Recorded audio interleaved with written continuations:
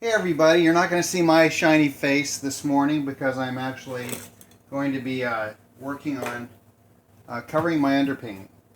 Now what you're seeing here is kind of all these colors, and for some reason with the larger ones, when I leave a lot of lighter spots, it has a tendency of just blending out like the white here. So the reason why I'm doing this is give my painting some meat.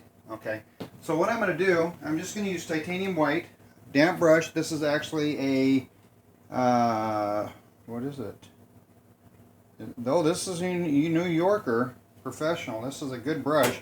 I've had it for a very long time. As you can see, it's been well loved. I use a Nova Color titanium white, and I swear to God this has more white on it than any other paint I've done. And on this one here, I use my hand to control my paint, because I want it translucent. I don't want to completely cover everything. I'll do that later. And all I'm going to do is do this.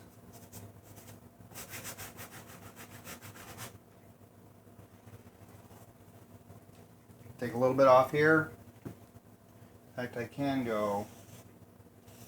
Now, I noticed that early on when I was doing these, I was getting starting to get too thick with my paint. So now I'm always about more in control of where I'm at with what I'm doing.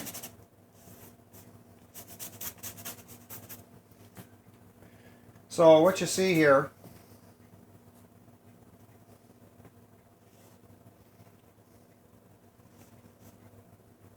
drop in the nose. I don't want to hide any of that color on there. And I've gone so far past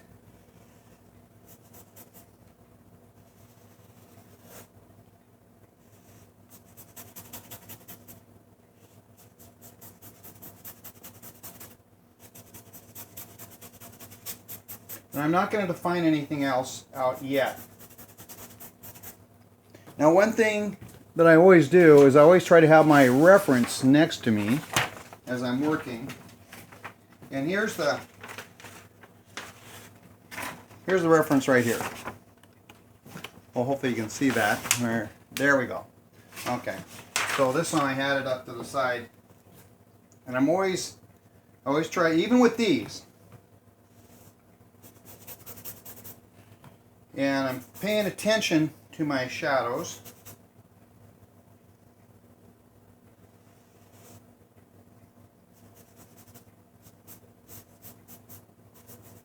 And I'm going to lighten that up just a little bit, because when I go back in with my other colors, it's going to wind up having a different effect.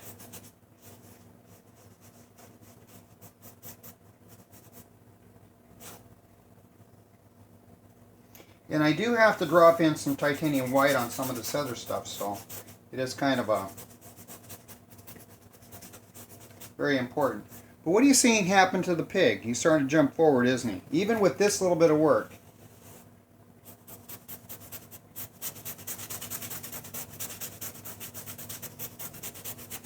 And all I'm doing is just veiling back all that underpainting. So all these colors now work for me. And if you've done any sort of underpainting processes before, that's exactly all this is. Now I can even come in here, you know, I see some kind of lighter parts here. I really like underneath his chin. And I'll just lighten that up just a touch underneath here. And notice I haven't loaded my brush very much. I want to make sure it's damp and always cool. But, you know, this whole process always is amazing to me. Now, by the time I get down here, this is all going to be dry, so I'll be able to go over top of it. And you want to make sure your brush is damp and not wet. So there you go. So I'll tilt this up so you can kind of see it. There you go. Yeah, light in here is real bad. I'm going to be working on that problem. But once I get that done, now I can go and start establishing really light parts on this, which I will come in with the same brush. In fact, no, I'm not going to come in with the same brush. I'm going to use a smaller brush. Excuse me, I'm going to cut in front of the camera. And I'm going to use one of my new catalysts I got for my Christmas gift. Yes, I bought my own Christmas gifts. And I'm going to a smaller brush because I want to refine this thing down. And I'm using a filbert here. And I want to put this in areas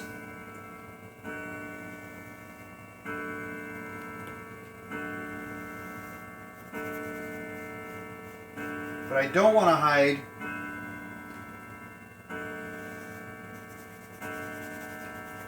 hide all that good work I did underneath.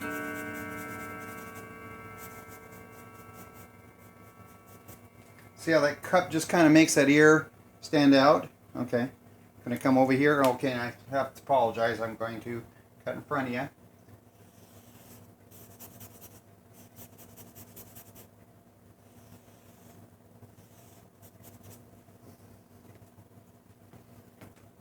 going to come down where the light. And I've done so many of these that a lot of times I don't necessarily like. I don't necessarily have to look at so much at the reference. And the reason why you don't want to go too light, because this area here, the part of the head comes forward, and I'm going to go ahead and separate that out.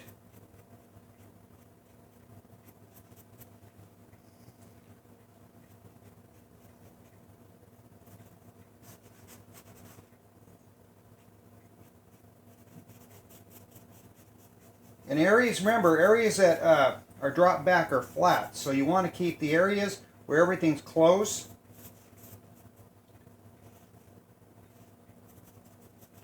Like that.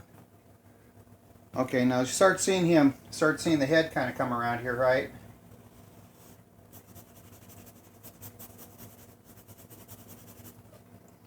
Okay, and again, I want to look at my reference. Now see, I'm still not hiding the colors here, but I am going to separate this out. So all that work you've seen underneath, it's kind of how this works. And this is actually a commission for a really great customer up in Spokane. Contacted me. And so I want to get this done for him. So all my edges that hit the light part, so like right through here.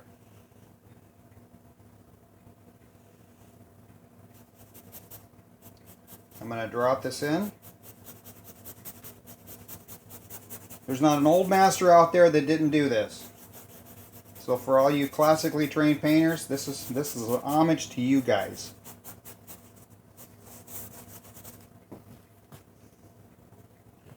Okay. Anywhere where there's a high reflection, I'm going to drop in. I'm going to go back into my darks. Because what I really want to do is I want to mix that up a little bit. And I want to drop that in. And just remember, light side, closest to the reflection, always gets the highest amount of contrast. Da Vinci always said light side light, dark side dark.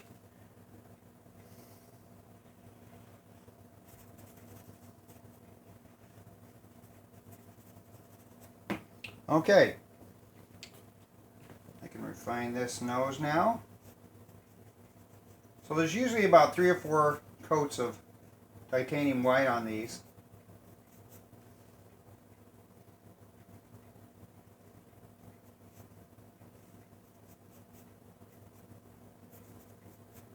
And I like them to have a little character. Now what I'm going to do now is I'm going to come in here and I'm going to take that also just right to those edges, titanium white.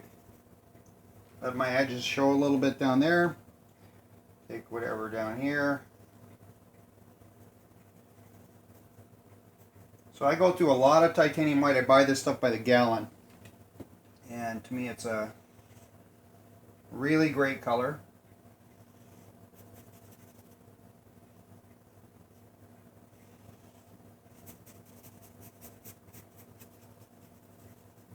I'm actually being a little more careful on this one than I have in the past. It's just, I don't know, these people are really nice, and I want to make sure they get a really great pig out of this. Now, another thing that people, I think everybody, for some reason, you get this question in your head that, you know, am I just painting pigs? I paint a lot of other things. But what I want to let everybody know is that what I've done with the pigs has influenced everything I paint. I mean, it's taken a kind of a 90-degree turn. So the pig is one of those circle of life things. But here's the titanium white. My next color will be a teal or a phthalo turquoise. I think it's phthalo turquoise. I can't remember. Anyway, there we go. Now I want to let this dry so I can actually go to my next step. What I'm going to do is I'm going to tape the reference on this. I don't even look at the reference on these anymore. I still have to do the eyes, got to do the mouth, got to do some other things. So this is not. Hang on, I'm trying to find a blade.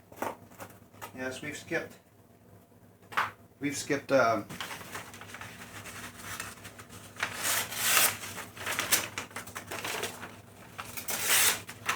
Now, typically when I'm teaching, I want the reference always to be on a one-to-one with the image. Okay, so I'm going to tape this here so he's always on here because I don't do the background until I got the pig done. Okay, so I invest in also the masking tape companies. I buy 1,500,000 of those. So typically when I'm doing this, when I'm teaching, so I'll do this proper, I have my reference taped here at a one-to-one, and I don't typically work down, but you can kind of see. I'm going to move this back underneath the light so you can kind of see it. So now all of a sudden that pig is just jumping forward, isn't it? So, and that's just hiding the type. That's actually just hiding all the underpainting, but I needed those dark colors, everything, because look how rosy the cheeks are now. Okay, the greens and stuff here helps that drop back. The greens here, because this goes like this comes like this. I needed this here and here and this to help that because that's not a flat surface right here on his chest. None of this is flat. But if we painted this, typically what happens when people paint from a photograph, they really don't have a clue on reality. So when they're painting from a photograph, it looks like the photograph. It's flat, one-dimensional, it doesn't have a whole lot of movement to it. So where I come from, you always work from life first. Then you can move away from that kind of stuff. And if you don't do that, then everything else is kind of like moot. Okay, so I'm going to do the eyes for you so you can kind of see that. And of course, I'm going to grab a new brush. Of course, my little Catalyst. Oh, by the way, that's a Jerry's Artorama brush. Catalyst is by Pqinting. Really great brushes. Okay, so what I'm going to do, I'm going to drop in these eyelashes the way I always do. And I'll even drop in the smile so you can kind of see that.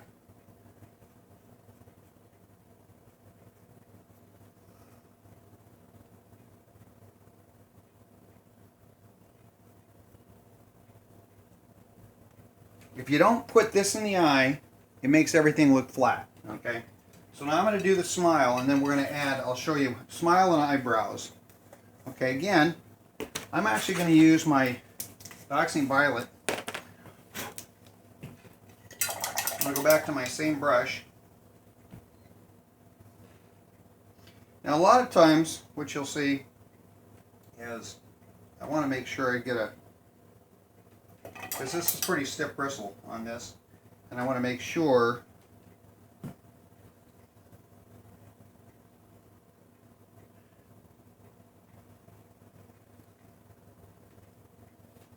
okay, you can't see it from there, but what I did was I added the smile.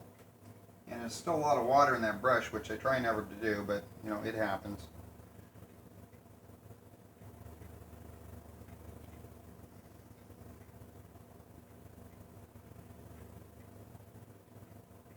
I'm going to open that smile up a little bit. There you go. Add my edges. And where this really changes is when I do this. I'm going to turn my canvas here. And this is a 30 by 30, by the way. So yes, I get commissioned all the time for very large pieces of these pigs.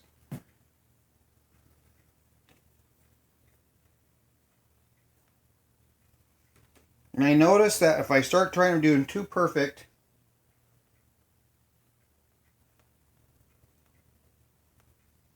people don't respond to them.